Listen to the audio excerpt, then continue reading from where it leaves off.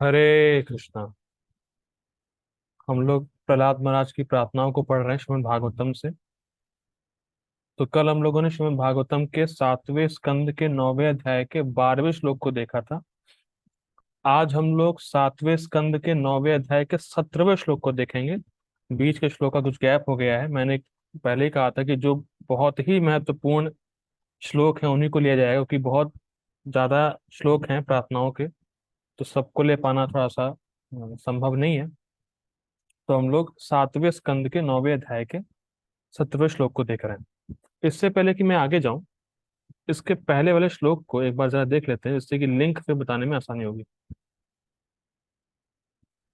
ठीक है, आप लोगों को इस समय 7वें स्कंद के 9वें अध्याय का 16वां श्लोक दिख रहा है। इस श्लोक को पढ़िए, देखते हैं, पहले पढ़ते हैं।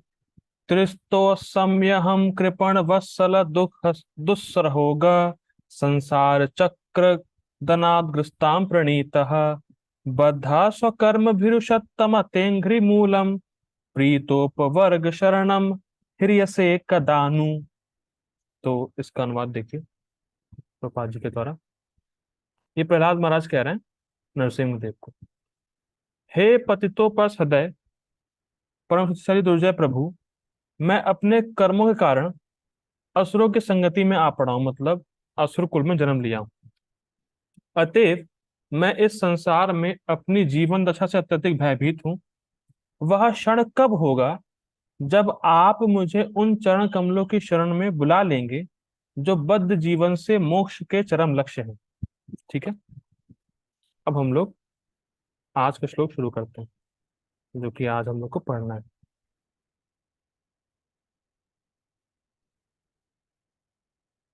ठीक है, हम लोग शुरू कर रहे हैं 7वें स्कंद के 9वें अध्याय का 17 नंबर श्लोक।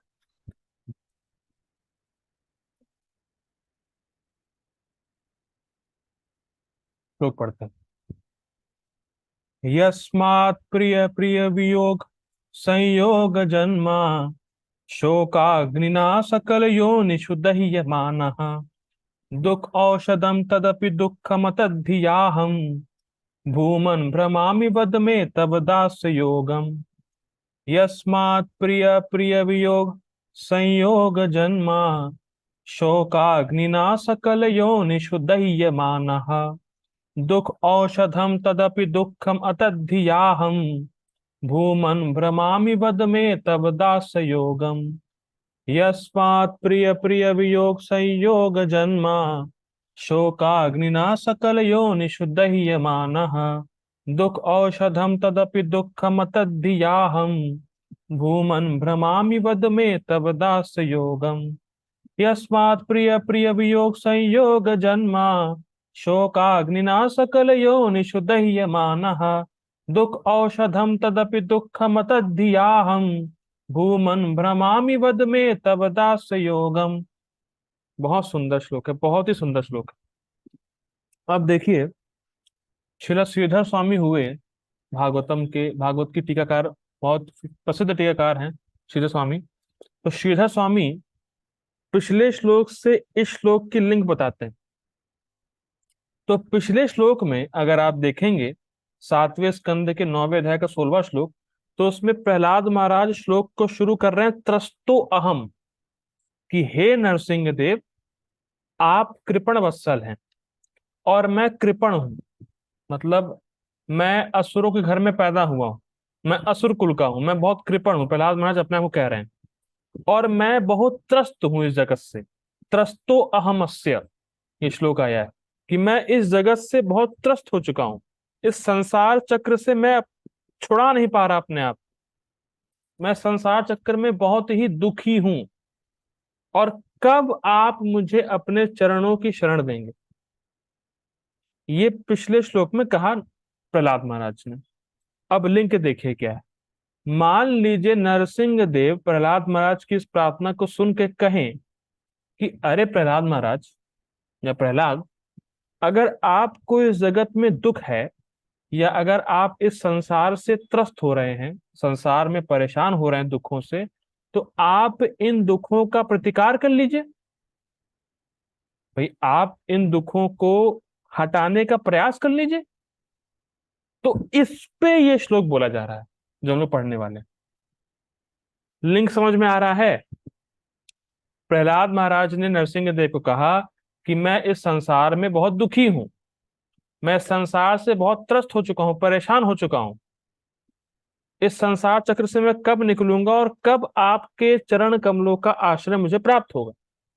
अब मान लीजिए नरसिंह देव प्रहलाद महाराज से कहें कि अगर तुम्हें संसार में दुख मिल ही रहा है, तुम्हें संसार से त्रस्त हो, तो अपने दुखों का प्रतिकार कर लो, या कम से कम दुखों का प्रतिकार करने का प्रयास कर लो ना। तो इस पे प्रहलाद महाराज जी श्लोक बोल रहे हैं। ठीक है, अब इसका संस्कृत देखिए, बहुत ही सुंदर श्लोक है। देखिए, यस्मात् प्रिय प्रिय वियोग संयोग जन्म शोकाग्निना सकल योनिषु दह्यमानः दुख औषधम तदपि दुःखम अतद्दियाहम भूमन। तो अगर इसका अन्वय करेंगे तो ऐसे बनेगा, भूमन मतलब हे भूमन।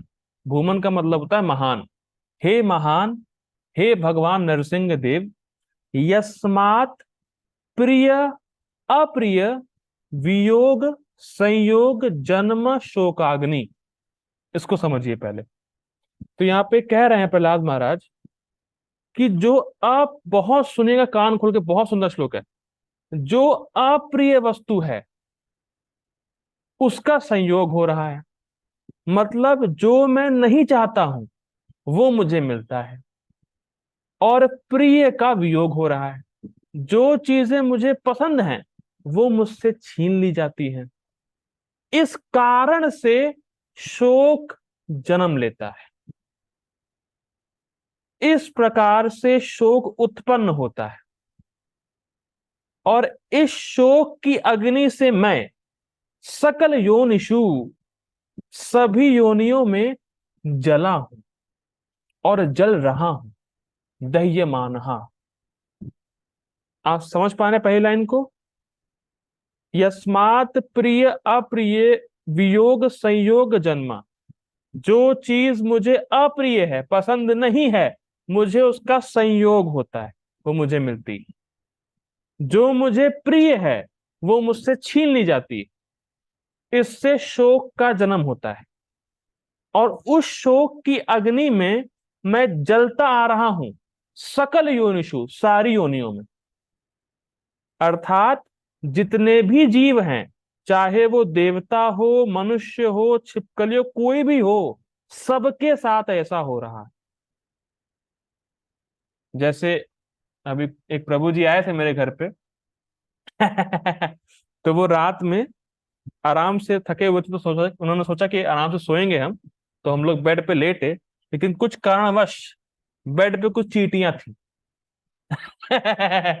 तो वो उनको काट गई। अब वो नहीं चाहते हैं कि चींटी काटे, लेकिन फिर भी अप्रिय का संयोग हो गया। या कभी कभी हम आराम से बैठे रहते हैं, कोई मच्छर आया, काट ले गया, तो हम शांति से बैठना चाहते हैं, ये प्रिय संयोग, लेकिन ऐसा होता नहीं है, अप्रिय का संयोग हो जाता है। कोई ना कोई कठिनाई घर बैठे बैठे आ जाती है, मच्छर काट लेना, चींटी काट लेना, या कुछ भी हो जाना। अब नहीं चाहते हैं, फिर भी मिलता है अप्रिय संयोग, और जो हम चाहते हैं वो हमसे छीन लिया जाता है। और ये हर योनि में हो रहा है, हर योनि में हो रहा है, और ये चीज हर क्षण हो रही है। ऐसा नहीं है कि किसी भी क्षण ये ना हो, प्रिय वियोग अप्रिय संयोग, ऐसा संभव नहीं है, और सबके साथ हो रहा है, चाहे वो मनुष्य हो, चाहे वो कोई भी योनि हो। कितनी गंभीर बात है अगर विचार करें। अगर कोई देवता की योनि में भी है, उसके साथ भी अप्रिय संयोग और प्रिय वियोग होगा ही, ना हो ऐसा संभव नहीं। इसका उदाहरण देख लीजिए। हम सम्मान चाहते हैं, पर क्या हमें हर टाइम सम्मान मिलता है? नहीं मिलता। और हम अपमान नहीं चाहते हैं, फिर भी मिलता है। हम चाहते हैं कि लोग हमसे मीठे वचन बोलें, पर हर टाइम मीठे वचन लोग बोलते नहीं। हम चाहते हैं कटु वचन ना सुनने को मिले, फिर भी सुनने को मिलते हैं। और इससे हमारा हृदय जलता है कि नहीं जलता? हम परेशान होते हैं कि नहीं होते? बिल्कुल परेशान होते हैं, जलता है हमारा हृदय। इतनी गंभीर बात है। तो अब कोई मान लीजिए कहे कि अरे आप इस शोक का प्रतिकार करिए ना। भैया आपको ये शोक मिल रहा है तो उसका प्रतिकार कर लीजिए, उसका कुछ मतलब उपाय निकाल लीजिए। तब उस पे प्रहलाद महाराज जी कहते हैं, दुख औषधम तदपि दुखम अतद्धियाहम। ये तो और गंभीर है। दुख औषधम तद अपि दुखम अतद्धियाहम, मतलब उन दुखों का, किन दुखों का? अप्रिय संयोग और प्रिय वियोग। मतलब जो अप्रिय संयोग और प्रिय वियोग से जनित जो दुख है, उसकी मैंने औषधि ली है। दुख औषधम, क्या सुंदर शब्द है। जो मुझे पसंद नहीं है वो मुझे मिलता है, जो मुझे पसंद है वो मुझसे छीन लिया जाता है। इस कारण से जो दुख होता है उसकी मैंने औषधि ले रखी है। तो ठीक है ना, तो क्या दिक्कत है फिर? अब देखिए, तदपि दुखम, उस औषधि ने तो और दुख बढ़ा दिया। मैंने औषधि ली, लेकिन उस औषधि ने तो आगे और दुख का निर्माण कर दिया। वो औषधि प्रतिकार कर ही नहीं पाई।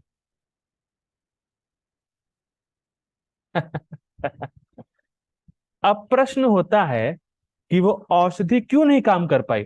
तो इस पे कह रहे हैं अतद्धियाहम।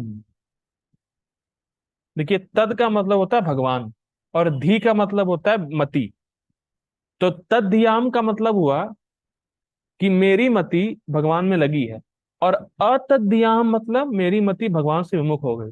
तो जो भी मैंने औषधि ली, उससे मेरी बुद्धि भगवान से और विमुख हो गई।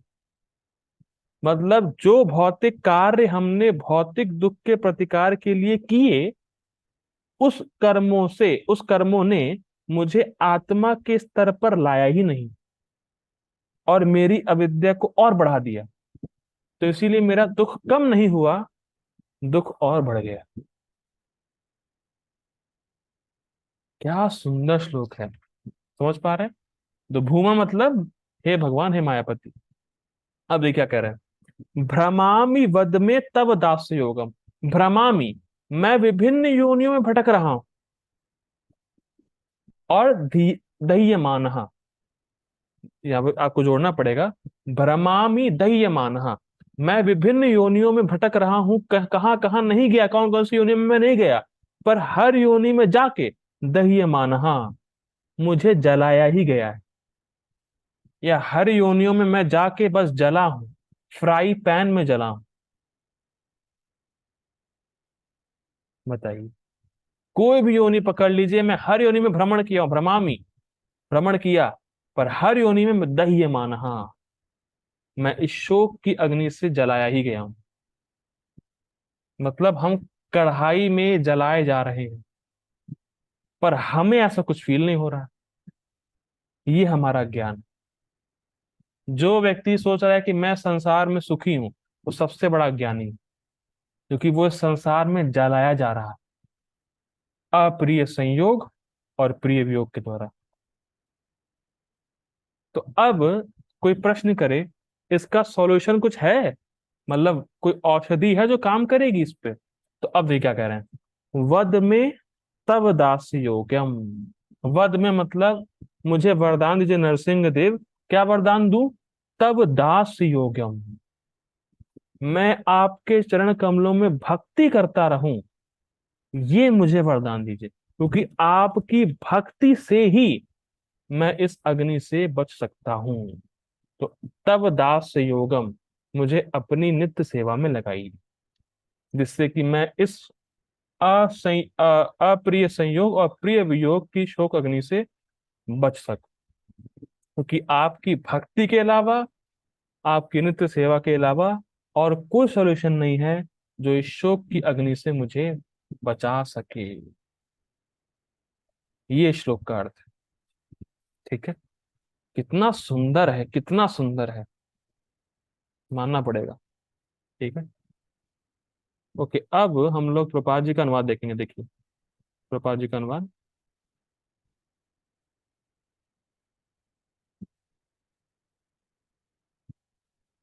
ठीक है। हे महान, हे परमेश्वर, प्रिय तथा अप्रिय परिस्थितियों के संयोग से तथा उनसे बिछड़ने के कारण मनुष्य स्वर्ग या नरकों में अत्यंत शोचनीय स्थिति को प्राप्त होता है, मानो संताप की अग्नि में जल रहा हो। अब देखिए, थोड़ा जाने से आगे बढ़ने से पहले थोड़ा मैं बताना चाहूंगा। देखिए, शोक होता क्या है। शोक का मतलब होता है कि हम भूतकाल की वस्तु को सोच के दुख में पड़ते हैं। शोक का मतलब क्या है? शोक का मतलब है हम भूतकाल की चीजों को सोचते हैं और फिर परेशान होते हैं। और शोक करने में दो चीजें होती हैं। क्या होती है? देखिए, मैं बता रहा हूँ। शोक करने में दो चीजें होती हैं। काश ये वस्तु मिल जाती, फर्स्ट, और काश ऐसा नहीं होता। यही दो चीजें होती हैं पास्ट को सोचने में। तीसरा इसके अलावा कुछ है ही नहीं। काश ये वस्तु मिल जाती और काश ऐसा ना होता। काश ये वस्तु मिल जाती मतलब प्रिय संयोग होता, और काश ऐसा ना होता, अप्रिय वियोग नहीं होता। मैं फिर रिपीट कर रहा हूं। शोक में केवल आपकी दो ही चीजें आएंगी, अप्रिय संयोग और प्रिय वियोग। या तो जो आपको पसंद था छीन लिया गया, अरे काश ऐसा ना होता। और अप्रिय संयोग, अरे मुझे क्यों मिल गया, मुझे वो मिलना चाहिए था, काश वो वस्तु मिल जाती। अब एक टेस्ट है।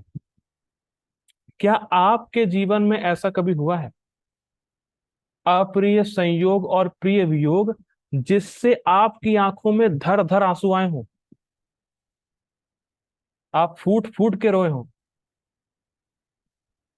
ऐसा हो ऐसा तो कोई इस मीटिंग में बोल दे कि नहीं हुआ है, फिर मेरा जो कठोर वाणी है उसको सुनने का तैयार हो जाइएगा। होता है, सबके साथ ऐसा हुआ है। हम्म। सबके साथ हुआ है कि या तो कोई प्रिय छिन गया उससे, या जो वो नहीं नहीं चाहता था वो उसको मिला है। और दोनों ही केस में वो फूट फूट के रोते हैं हम लोग। इस जीवन में हुआ है हमारे साथ, फूट फूट के रोए। बहुत बहुत प्रैक्टिकल श्लोक है। ठीक है, आगे पढ़ते हैं। यद्यपि इस दुखमय जीवन से निकलने की, अब अनुवाद पढ़ रहे हैं हम लोग। यद्यपि इस दुखमय जीवन से निकलने की अनेक औषधियां हैं, किंतु भौतिक जगत में ये औषधियां दुखों से भी अधिक कष्टकारक है। अतएव, देखिए बहुत सुंदर है, जो औषधियां हैं, देखिए जो शोक है उसको और एक्स्ट्रा बढ़ाने वाला है ये औषधियां। जैसे एक भक्त बता रहे थे कि उनको खुजली की बीमारी थी, तो उन्होंने खुजली की दवाई ली, तो खुजली की दवा लेने से उनको नींद बहुत आने लगी। तो डॉक्टर से पूछा गया कि अरे खुजली की दवाई आप दे रहे हैं लेकिन इसमें नींद बहुत आ रही है। तो कहा कि हर मेडिसिन का साइड इफेक्ट होता ही होता है, क्या करेंगे। तो मतलब एक परेशानी ठीक हो रही है, पता नहीं पूरी तरीके से होगी नहीं होगी, लेकिन इस दवाई से और कष्ट होगा, नींद आ रही है, तो दवा तो और कष्ट देने वाली होती जा रही है। तो जो औषधियां हम ले भी रहे हैं इस दुख को हटाने के लिए, वो औषधि और दुख बढ़ाएगी, हमारा दुख को दूर नहीं करेगी। ठीक, आगे पढ़ते हैं। अतएव मैं सोच रहा हूं कि इसकी एकमात्र औषधि आपकी सेवा में संलग्न होना है। दास योगम, कृपया मुझे ऐसी सेवा का उपदेश दें, वरदान दें। ठीक है। तो अब हम लोग परपोर्ट में नहीं जाएंगे, अब हम लोग कमेंट्री देखेंगे। कमेंट्री तो एज यूजुअल मैं बोलूंगा, आपको सुनना पड़ेगा। ये कमेंट्री है श्रीला गिरधर लाल जी की। तो गिरधर लाल जी बहुत महान आचार्य हुए हैं, और प्रभुपाद जी अपने पहले स्कंद के पहले अध्याय के पहले श्लोक के परपुट में इनका नाम लिखते हैं कि इनकी कमेंट्री प्रामाणिक है। तो शिला गिरधर लाल जी की टीका हम लोग देख रहे हैं, और शिला गिरधर लाल जी की टीका का नाम है बाल प्रबोधनी। जो श्रील गिरधर लाल जी ने कमेंट्री लिखी है श्रीमद् भागवतम पे, उसका नाम है बाल प्रबोधिनी। तो हम लोग उसको देखेंगे। एज यूजुअल मैंने पढ़ा है, नोट्स बनाए हैं, तो मैं यहाँ पे दिखा नहीं पाऊंगा, लेकिन आप सुनिए, ठीक है? हम लोग पढ़ रहे हैं। अब श्रील गिरधर लाल जी या बाल प्रबोधिनी में पिछले श्लोक से इस श्लोक का लिंक क्या बताया, देखिए। अभी हम लोगों ने शिव स्वामी का जो लिंक देखा था वो थोड़ा अलग था। अब गिरधर लाल जी थोड़ा सा अलग लिंक ले रहे हैं इसका, देखिए। वो ये ले रहे हैं, आचार्यगण ये ले रहे हैं कि पिछले श्लोक में, जैसे मान लीजिए नरसिंह देव कहें कि प्रहलाद महाराज, तुमने कहा पिछले श्लोक में कि तुम इस जगत के दुख से बहुत त्रस्त हो, या इस संसार से बहुत परेशान हो, बहुत संतप्त हो इस संसार से, तुम बहुत दुखी हो इस संसार से। मान लीजिए अब नरसिंह देव ये पूछें, तो दुख है क्या तुम्हारा? तुम कह रहे हो कि मैं संसार से बहुत दुखी हूं, तो दुख है क्या, बताओ तो मुझे, किस बात का दुख है? तो उस संदर्भ में श्लोक बोल रहे हैं। कैच कर पा रहे हैं? प्रहलाद महाराज ने पिछले श्लोक में कहा कि मैं बहुत दुखी हूं संसार से, मैं संसार में बहुत कष्ट है, मैं संसार से बहुत संतप्त हूं। तो नरसिंह देव पूछे कि तुम्हें संसार में क्या दुख है, तो उस पे श्लोक बोला जा रहा है कि बताइए आपको क्या दुख है इस जगत में। तो स्पष्ट है, दुख तो बड़ा स्पष्ट बताया प्रहलाद महाराज ने कि प्रिय वियोग और अप्रिय संयोग, ये दुख है। ठीक, कि इस शोक की अग्नि के द्वारा, अब प्रहलाद महाराज कहते हैं कि इस शोक की अग्नि के द्वारा मैं देव आदि योनियों में जल रहा हूं। इसका मतलब क्या है कि अगर मैं देवता भी बन गया तो भी मैं इस अग्नि से बच नहीं पाऊंगा। तो इसीलिए कभी ये नहीं सोचना चाहिए कि अगर मैं देवता बन गया तो मुझे कोई दुख नहीं होगा। ये सबसे बड़ी मूर्खता है, क्योंकि अगर कोई देवता भी बन गया तो शोक की अग्नि से बच नहीं पाएगा, ऐसा होने वाला नहीं, असंभव है। क्योंकि आप सब जानते हैं कि जलने का मूल कारण क्या है? भौतिक इच्छा। तो भुक्ति मुक्ति सिद्धि कामी सकले अशांत, कृष्ण भक्त निष्काम अतएव शांत। जो जब तक भक्ति नहीं करेंगे तब तक भौतिक इच्छाओं से हम बच नहीं पाएंगे, और जब तक हम भौतिक इच्छाओं से बचेंगे नहीं तब तक शोक की अग्नि में हम जलते रहेंगे। तो चाहे आप देवता बन जाओ, चाहे आप कितने भी उच्च योनियों में चले जाओ, आप शोक की अग्नि से बचने वाले नहीं हैं। ठीक है? अब कह रहे हैं टीका में कि, अब टीका में कह रहे हैं कि ऐसा भी नहीं होगा कि अगर मैं इन दुखों का प्रतिकार करने के लिए कर्म कर्म करूंगा कुछ तो हट जाएगा दुख। अब टीका में क्या बोल रहे हैं? टीका में मान लीजिए कोई कहे कि अच्छा ठीक है, आपको दुख है तो उसका प्रतिकार करिए। तो टीका में ये लिखा है कि ऐसा भी नहीं है कि मैं कोई कर्म करूंगा तो ये दुख चले जाएंगे। आप कैच कर पा रहे हैं? जो मुझे दुख हो रहा है, तो इन दुखों का प्रतिकार करने के लिए अगर मैं कोई कर्म करूंगा तो सारे दुख हट जाएंगे, तो ये भी संभव नहीं है। अच्छा, क्यों संभव नहीं है? क्योंकि टीका में लिखा है क्योंकि जो आप कर्म करेंगे, ये कर्म अपने आप में दुखात्मक है। दुख आत्मक का मतलब होता है ऐसे कर्म जो दुख को जन्म दे। तो आप दुख को हटाने के लिए जो कर्म करोगे, वो कर्म का स्वभाव ही है दुख को जन्म देना। तो दुख दूर कैसे होगा? भाई, आप दुख को हटाने के लिए कर्म कर रहे हो, और वो कर्म कर रहे हो जो दुख को जन्म देंगे, तो दुख हटेगा कैसे? वो तो और दुख लेके आएगा। अच्छा, अब कोई प्रश्न करे कौन से कर्म को आप दुखात्मक बोल रहे हो? कोई प्रश्न कर सकता है। तो उसके संदर्भ में कह रहे हैं लौकिक द्रव्योपार्जन कर्म। कौन सा कर्म? संस्कृत में शब्द आया है टीका में, लौकिक द्रव्योपार्जन कर्म। मतलब भौतिक कर्म कर रहे हैं, और भौतिक कर्म का स्वरूप क्या है? धन इकट्ठा करना, या भोग इकट्ठा करना, या स्त्री को लेके आना, इस प्रकार के कर्म। मतलब धन इकट्ठा करना, शादी करना। अब देखिए, बहुत सिंपल है। क्या हम नहीं देख रहे जगत में कि व्यक्ति शादी करता है किस लिए? कि वो सुखी हो जाए, लेकिन उसका रिजल्ट उल्टा ही आता है।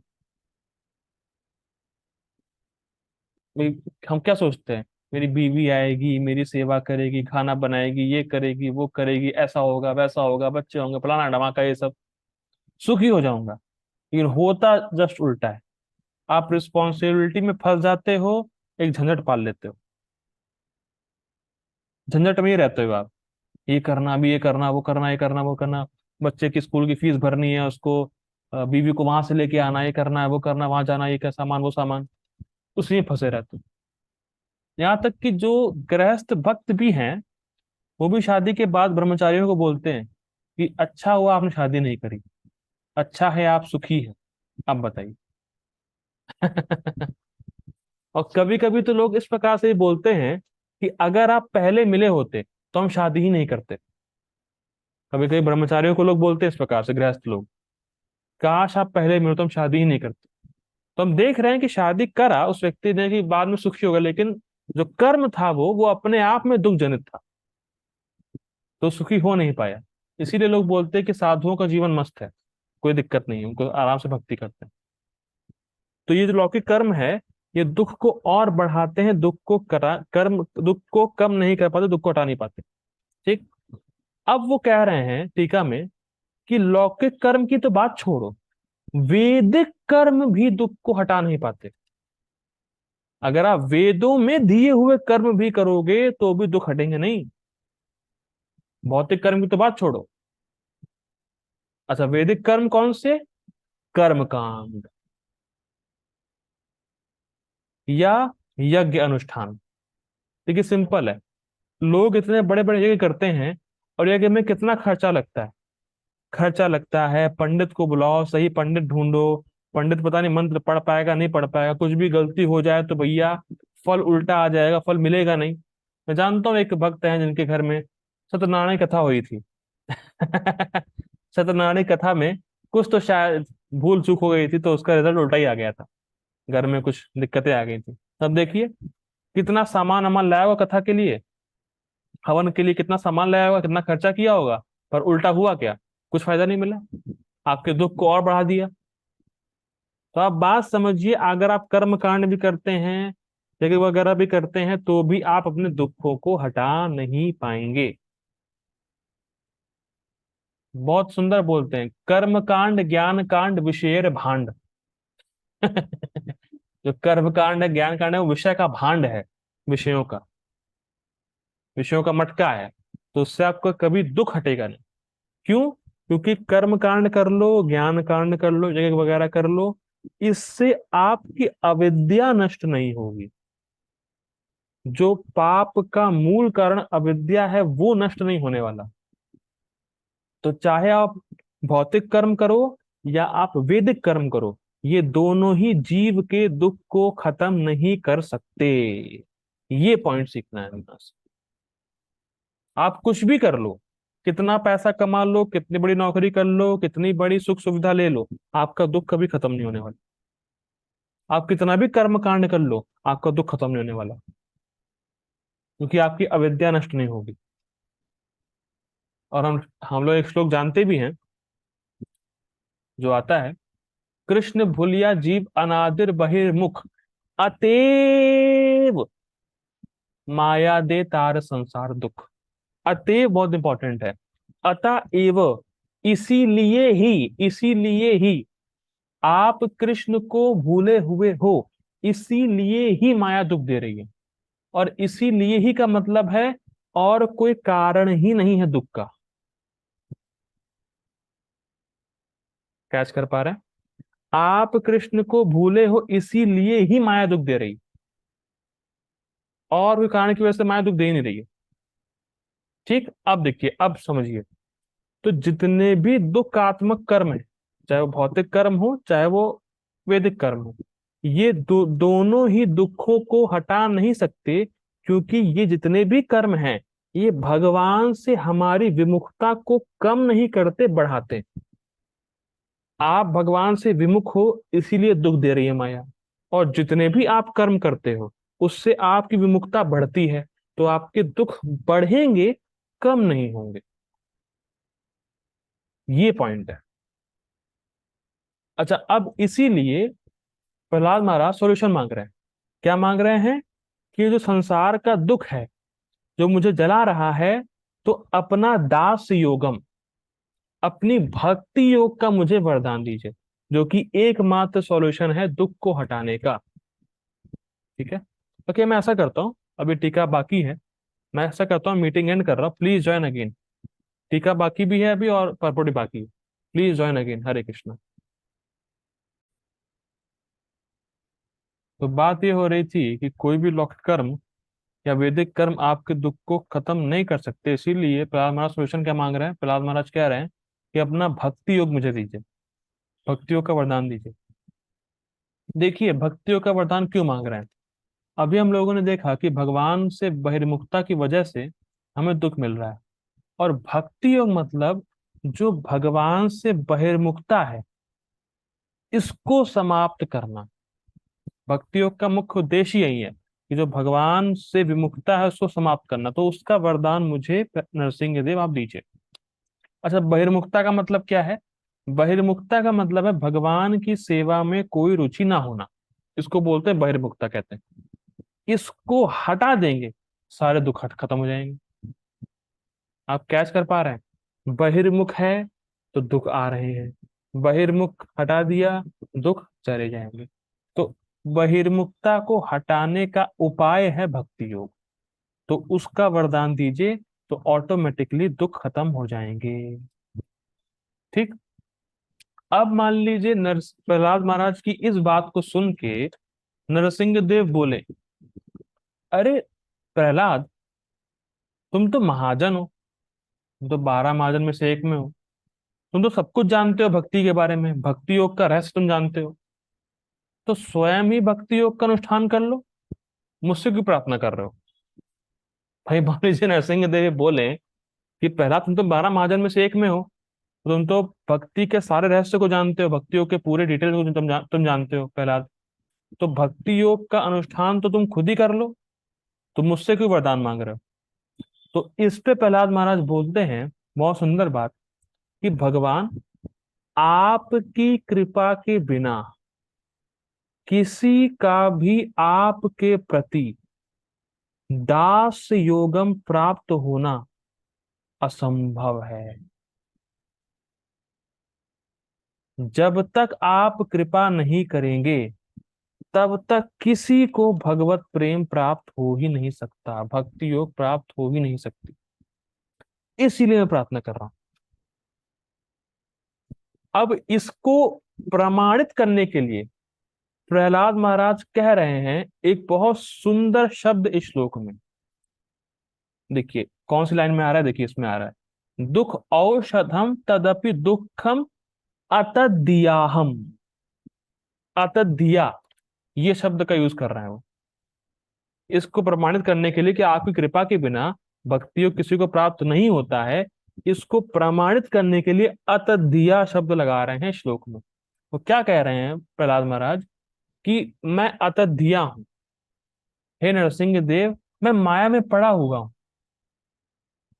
मैं पूरी तरह से माया में जकड़ा हुआ हूं, मैं माया से फ्री नहीं हुआ अभी तक, मैं माया से कंडीशनड हूं, इसीलिए मैं अतद्धिया हूं। मतलब मेरी मति आप में जा ही नहीं रही है, मैं तो मुंह में पड़ा हुआ, मैं अपने आप को शरीर मान रहा हूं, इसीलिए आपकी कृपा मुझे चाहिए। क्योंकि आप देखिए बहुत सुंदर बात, बहुत सुंदर बात बोल रहे हैं, इसीलिए आप ही है वो, मतलब भूमन, जो भूमन शब्द आया ना यहाँ पे, इसीलिए आप ही भूमन है मायापति। मायापति शब्द ले रहे हैं इसमें टीका में, आप भूमन है मायापति, आपकी ही कृपा से जीवात्मा बद्ध होता है, और आपकी कृपा से ही जीवात्मा मुक्त होता है।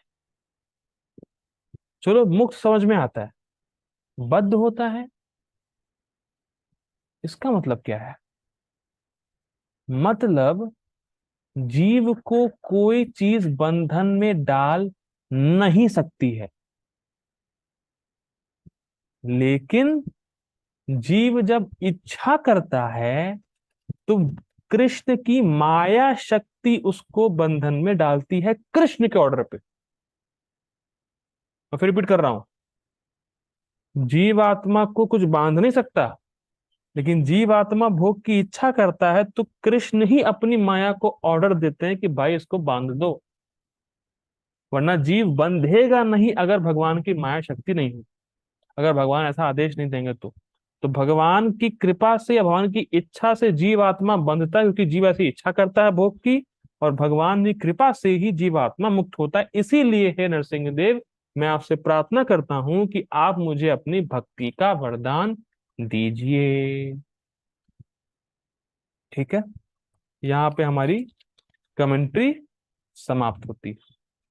अब हम लोग शिला प्रभुपाद जी के तात्पर्य में प्रवेश करेंगे। ठीक है, मैं कल ऐसा करूंगा कि मैं टीका को पीडीएफ बनाने का प्रयास करूंगा कल, क्योंकि मुझे लगता है कि टीका जब दिखेगी नहीं तो समझ में आता नहीं होगा पूरा। कल टीका को कुछ करेंगे, तात्पर्य देखिए प्रभुपाद जी का। Purport by his divine grace AC भक्ति वेदांत स्वामी शील प्रभुपाद की जय।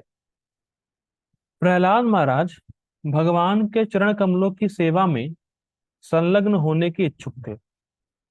अपने ऐश्वर्यशाली पिता की मृत्यु के बाद प्रहलाद महाराज को उसकी संपत्ति का उत्तराधिकारी ग्रहण करना था, जो सारे विश्व में फैली थी।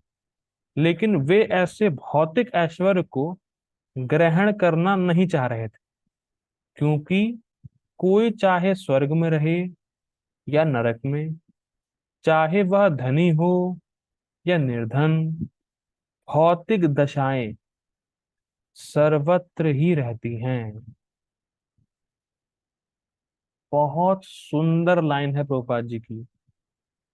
जैसे अगर मछली को पानी से हम निकाल दें तो हम देखेंगे कि मछली हर सिचुएशन में असंतुष्ट और अभाव का अनुभव करेगी। क्या इस बात को आप स्वीकार कर रहे हैं? अगर मछली को पानी से निकाल दो तो कोई भी सिचुएशन हो, वो असंतुष्ट और अभाव का अनुभव करेगी। मछली को आप पानी से बाहर निकाल करके कहीं भी रखिए, शराब में रख दीजिए, दही में रख दीजिए, दही का जो पूरा मान लीजिए पूरा आपने वो ले रखे भगोना, तो उसमें भिगो दीजिए उसको, या मट्ठे में डाल दीजिए, कहीं भी डाल दीजिए उसको, कीचड़ में डाल दीजिए, कहीं भी डाल दीजिए उसको, मछली को, पानी के अलावा, तो वो असंतुष्ट और दुख का ही अनुभव करेगी। क्या इस बात को आप मानते हैं? ठीक। वैसे ही दास योगम, भक्ति योग के बिना जीव की किसी भी अवस्था में जीव रहे पर भक्ति ना करे तो वो दुखी और असंतुष्ट ही रहेगा। मैं फिर रिपीट कर रहा हूं, अगर जीवात्मा किसी भी अवस्था में रहे, उसके पास बहुत पैसा आ गया, किसी व्यक्ति के पास पूरा पूरा राज्य, पूरा पूरा देश उस व्यक्ति का है, लेकिन भक्ति नहीं है, तो वो दुखी और असंतुष्ट ही रहेगा। अब एक प्रश्न उठता है, एक टीका में है ये, लेकिन मैंने टीका में, क्योंकि टीका वो ये थोड़ी अलग टीका थी, वेदव्यास जी की टीका नहीं थी, तो मैंने परपोर्ट के पार्ट में इसको रख दिया है। अब प्रश्न उठता है कि दास योगम है क्या? भाई, दास योगम शब्द यूज कर रहे हैं पहले से, उसका मतलब क्या है दास योगम? तो दास योगम का मतलब बहुत सुंदर बताया गया है टीका में, तत् सुखम सुखित्वम।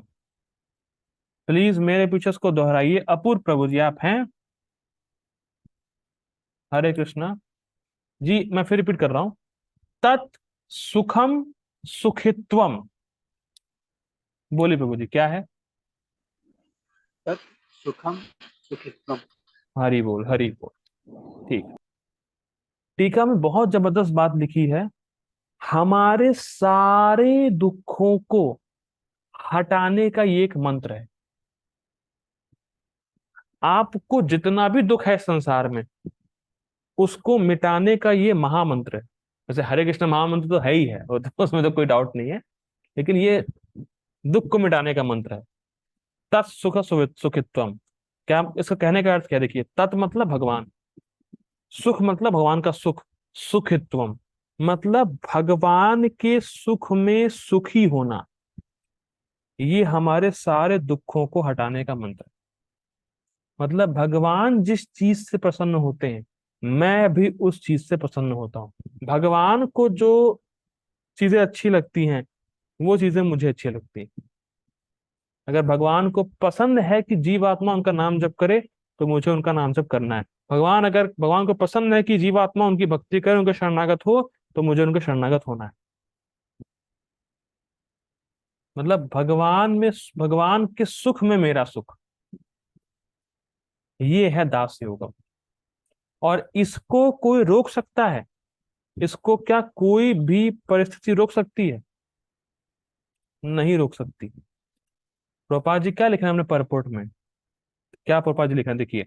भौतिक दशाएं सर्वत्र ही रहती हैं। तो भौतिक दशा का अर्थ यहाँ प्रभुपाद जी क्या लिख रहे हैं? यहाँ प्रभुपाद जी कह रहे हैं भौतिक दशा मतलब प्रिय वियोग और अप्रिय संयोग। मतलब जो आपको प्रिय है उसको छीना जाएगा, जो आपको प्रिय नहीं है उसको आप पे थोपा जाएगा। ये है भौतिक दशा। और आपके पास कितना भी धन हो, चाहे आप बिल्कुल गरीब हो, आप इस चीज से बच नहीं सकते कि जो आपको प्रिय है वो आपसे छीना जाएगा, जो आपको अप्रिय है वो आप पे थोपा जाएगा। आप इसको किसी भी भौतिक परिस्थिति से रोक नहीं सकते, चाहे कितने पैसे वाले आदमी हो, चाहे बिल्कुल गरीब आदमी। लेकिन हम भक्ति किस अवस्था में कर सकते हैं? हम भक्ति हर अवस्था में कर सकते हैं।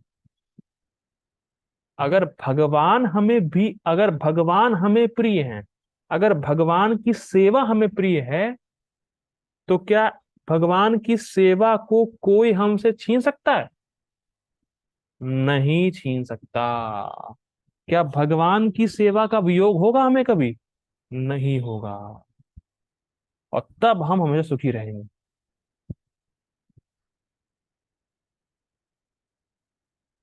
और जो भी अप्रिय संयोग होगा, उससे विचलित नहीं होंगे। जैसे जैसे इसमें बहुत उदाहरण है। जैसे मुझे याद नहीं आ रहा। जैसे एक उदाहरण तो ये है कि नारद मुनि जब पिछले जन्म की बात करते हैं फर्स्ट कैंटो के 5वें अध्याय में, तो प्रहलाद महाराज की माँ मर जाती। मतलब उनका प्रिय वियोग हुआ और अप्रिय संयोग होगा। ठीक है, प्रहलाद महाराज की माँ मर गई, ओ माफ कीजिएगा, नारद मुनि की माँ मर गई। लेकिन फिर भी नारद मुनि बिल्कुल विचलित नहीं, भक्ति करते रहे। और ऐसे ही साउथ इंडिया में एक भक्त हुए जिनका शरीर पूरी तरह जर्जर हो गया था।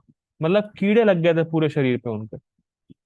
और जब शरीर से कीड़े गिरते, तो वो कीड़ों को शरीर पे ले रखते अपने, बोलते कि तुम जो कीड़े कीड़े को बोलते, कीड़ा तुम्हारे लिए तो मेरा शरीर ही आश्रय है, तुम शरीर पे रहो, कोई दिक्कत नहीं है। पर मैं तो भगवान का नाम लेने में सुखी हूँ, तो मुझे कोई फर्क ही नहीं पड़ रहा है। तो आप देखेंगे कि अगर आप भक्ति करते रहेंगे, तो जो अप्रिय संयोग है, मतलब जो आप नहीं चाहते उसका अगर संयोग होता भी है, तो आप विचलित नहीं होते। जैसे प्रभुपाद जी की एग्जांपल लें, तो प्रभुपाद जी का सारा बिजनेस ठप पड़ गया, सब खत्म हो गया। लेकिन प्रभुपाद जी क्या दुखी हुए? नहीं, वो तो खुश हुए। ये बहुत इंपॉर्टेंट पॉइंट है कि भक्ति करेंगे तो अप्रिय संयोग में भी विचलित नहीं होंगे, भक्ति करते रहेंगे। और और भक्ति को कोई हमसे छीन नहीं सकता। सिंपल। भक्ति को तो कोई माई का लाल छीन नहीं पाएगा आपसे। तो प्रिय वियोग तो होने का संभावना ही नहीं है। ठीक है, बहुत इंपॉर्टेंट पॉइंट है। आगे पढ़ते हैं। कहाँ पे थे? हाँ। अतएव कोई भी जीवन दशा पूर्ण रूपेण प्रिय नहीं होती। बहुत सुंदर बात है। जैसे कोई भी जीवन दशा पूर्ण रूप से प्रिय नहीं होती, वैसे ही कोई भी जीवन दशा पूर्ण रूप से अप्रिय भी नहीं होती।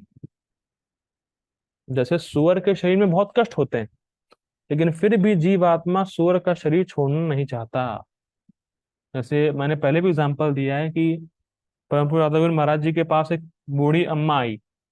तो उस अम्मा ने कहा कि स्वामी जी मरना चाहती हूँ। तो महाराज जी ने कहा ठीक है, आप बिजली के 2 तार लीजिए, छुइए, मर जाइए। तो कहने लगी ऐसे ऐसे थोड़ी ना मरूंगी मैं मुझे ऐसे नहीं मरना, मुझे कोई और तरीके से मरना है। अब बताइए। मतलब कह रही है मरना है पर ऐसे नहीं मरना है, मरना है लेकिन।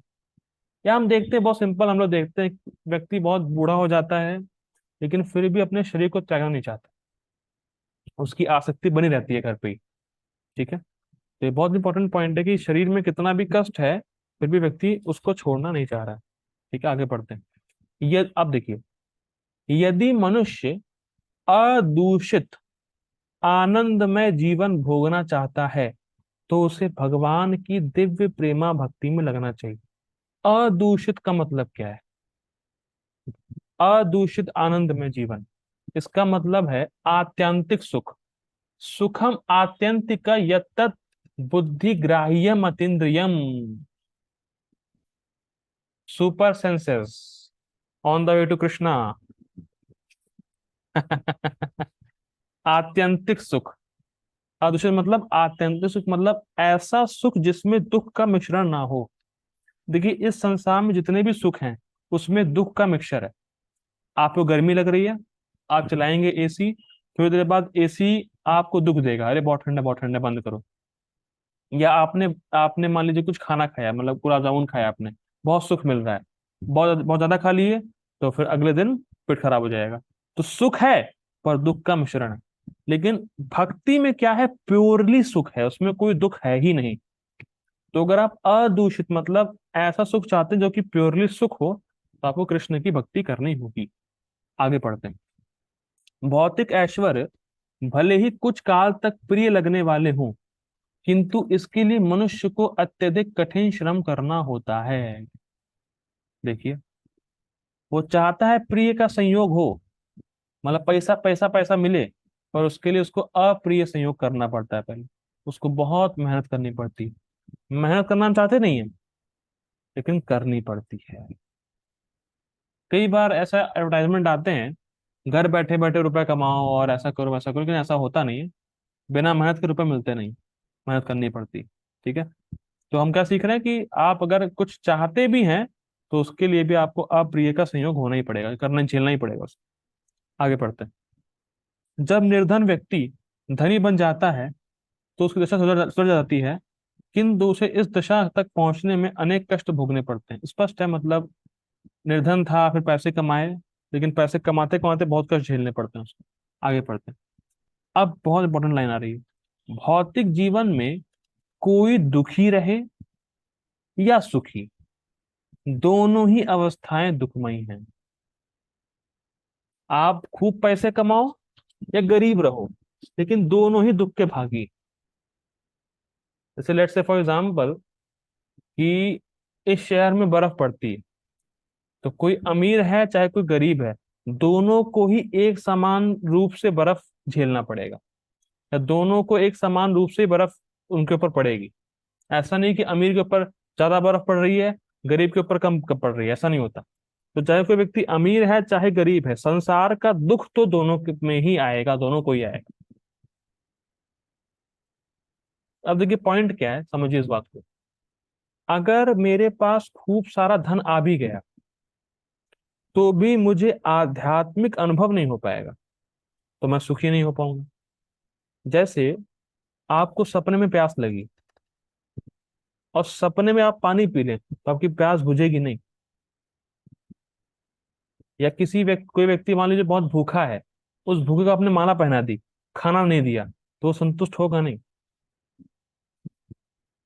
तो पॉइंट क्या है, चाहे आप इस संसार में चाहे बहुत ऊंचे व्यक्ति बन जाए चाहे नीचे व्यक्ति रह जाए, लेकिन आपको दुख तो मिलेगा ही मिलेगा अगर आप भक्ति नहीं कर रहे हैं तो। सिंपल। आगे पढ़ते हैं। यदि कोई वास्तव में आनंद में सुखी जीवन चाहता है तो उसे कृष्ण भावना भावित होना पड़ेगा और भगवान की दिव्य प्रेमा भक्ति में लगना होगा। यही असली औषधि है। सारा संसार इस भ्रम में है कि बद्ध जीव के दुखों को दूर करने के लिए यदि भौतिकतावादी उपचारों में प्रगति की जाए तो लोग सुखी हो सकेंगे, किंतु यह प्रयास कभी सफल होने वाला नहीं है। हम क्या सोचते हैं, अरे दुख आ रहा है तो कुछ पैसा कमा लो या बड़ी गाड़ी ले लो, बड़ा बंगला ले लो, उससे कुछ होने वाला ही नहीं है। भौतिकतावादी उपचार से तो आपका दुख और बढ़ेगा।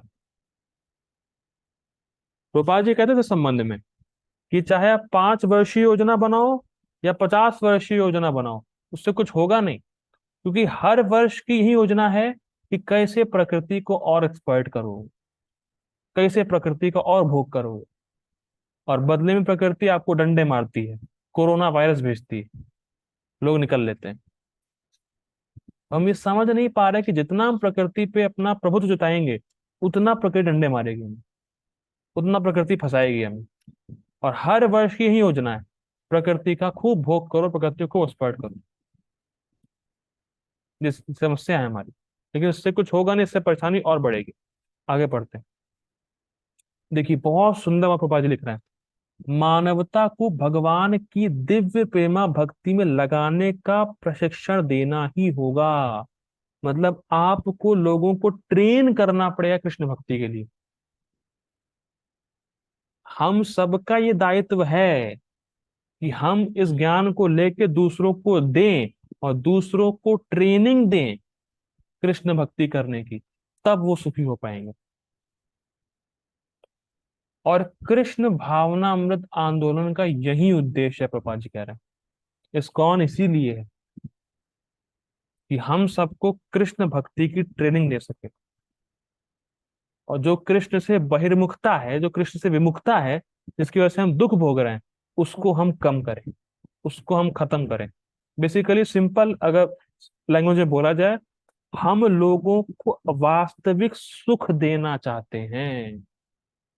इस्कॉन का उद्देश्य है लोगों को वास्तविक सुख देना, लोगों को असली में सुखी बनाना। ये इस्कॉन का उद्देश्य। ठीक। मनुष्य की भौतिक दशाओं में परिवर्तन करने से सुख की प्राप्ति नहीं हो सकती, क्योंकि सर्वत्र ही कष्ट और दुख है। ठीक है। अब मैं दो आपको चीजें बताऊंगा, फिर हम लोग एंड करते हैं। जल्दी क्लास खत्म होगी, अच्छा रहा। प्रभुपाद जी गुरु महाराज शिला भक्ति सिद्धांत सरस्वती ठाकुर महाराज जी प्रभुपाद एक कथा सुनाते थे, कहानी बोलते थे वो। सुनिए कहानी क्या थी। कहानी इस प्रकार से थी कि एक मौलवी था। मौलवी जानते हैं, मौलवी जो होते हैं, मौलवी जानते होंगे। तो मौलवी जा रहा था मस्जिद, लेकिन रास्ते में बहुत कांटे वाटे थे, बहुत कुछ दिक्कतें थी। तो मौलवी ने अल्लाह से प्रार्थना किया, अल्लाह ताला, काश मेरे पास एक घोड़ी होती जिससे कि मैं मस्जिद जा पाता आपके। ठीक। तो अल्लाह खुश हो गए। अल्लाह ने मौलवी को घोड़ी दी, और ऐसी घोड़ी दी जिसके बस बच्चा होने वाला था। तो जो घोड़ी मिली मौलवी को, तो घोड़ी मिलते ही उसका बच्चा हो गया। अब क्या हुआ, तो मौलवी जो है घोड़ी पे सवार था, और मौलवी के ऊपर उसका बच्चा लादा हुआ था मौलवी। तो उसने कहा अरे फायदा क्या होगा, मैं घोड़ी भी ले जा रहा हूँ, घोड़ी पे बैठा भी हूँ, लेकिन फिर भी घोड़ी के बच्चा उठाना पड़ रहा है। तो वैसे ही अगर हम कितना भी सुख सुविधा या भौतिक एडवांसमेंट कर लें, हमारे पास एक नया दुख आ जाएगा। मौलवी के पास घोड़ी तो आई, साथ उसका बच्चा उसको ढोना पड़ा। और एक चीज बताते हैं भक्त लोग कि ब्रिटेन में कार क्यों बनी। जो कार हम लोग देखते हैं, ब्रिटेन में शायद उनका इन्वेंशन हुआ। तो ब्रिटेन में कार क्यों बनी, क्योंकि ब्रिटेन में पहले कार नहीं थी। तो वो थी घोड़ा गाड़ी, मतलब टांगा था, टांगा टांगा सा बोल सकते हैं। तो घोड़े से अगर जब जाते थे ब्रिटिशर्स लोग, तो घोड़ा करता करता कि रास्ते पे, मतलब रोड पे मल करता था, मल मतलब मल त्याग देता था रोड पे ही। तो उन लोगों को जो ब्रिटिशर्स, उन्होंने कहा अरे यार घोड़ा हमारा रोड खराब करता है। तब उस समय जो टांगे की स्पीड थी वो 8 किलोमीटर प्रति घंटे की थी, मतलब 8 किलोमीटर प्रति घंटा स्पीड थी उस टांगे की। तो उन लोगों ने कहा ये टांगा बेकार हो गया है, मल त्यागता है घोड़ा और रोड पूरी खराब हो जाती। तो उन्होंने कहा ऐसा कुछ निकाला जाए जो जिससे कि इससे बच सके। तो उन्होंने गाड़ी का इन्वेंट किया उन्होंने। अब गाड़ी है। अब क्या चीज है देखिए, टांगे को हटाया, गाड़ी लेके आए, पर अभी भी गाड़ी की स्पीड 8 किलोमीटर प्रति घंटे ही। इतना ट्रैफिक हो गया है, और साथ साथ पॉल्यूशन कितना हो गया है। तो आपने एक प्रॉब्लम सॉल्व करी, कि भाई रोड पे मल ना हो, लेकिन अब क्या है, पूरा वातावरण ही दूषित हो गया है और स्पीड वहीं की वहीं रही, 8 किलोमीटर प्रति घंटा, ट्रैफिक में फंसे हुए हैं लोग। तो हम देख रहे हैं कि अगर आप कुछ भौतिक प्रॉब्लम का भौतिक सॉल्यूशन लेंगे तो प्रॉब्लम बढ़ेगी, कम नहीं होगी।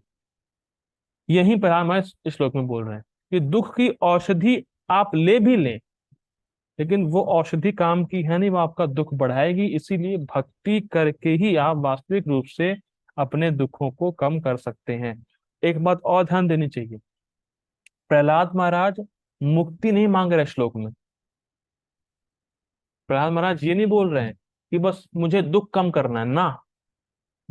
प्रहलाद महाराज भगवान की प्रेमा भक्ति मांग रहे हैं, जिसका बाई प्रोडक्ट है दुख अपने आप चला जाएगा। ध्यान देना होगा, प्रहलाद महाराज मुक्ति की कामना नहीं कर रहे हैं यहाँ पे। प्रहलाद महाराज भक्ति मांग रहे हैं। भक्ति से अपने आप जितना भी दुख होता चला जाता है। ठीक है, तो हम लोगों ने आज ये श्लोक देखा, बहुत सुंदर श्लोक था कि जो हमारा अप्रिय संयोग और प्रिय वियोग, इसी से हमारा शोक जन्म लेता है। ठीक है। शिला प्रभुपाद की जय, श्रीमद् भागवतम की जय। Hare Krishna. Thank you for joining. Hari बोल।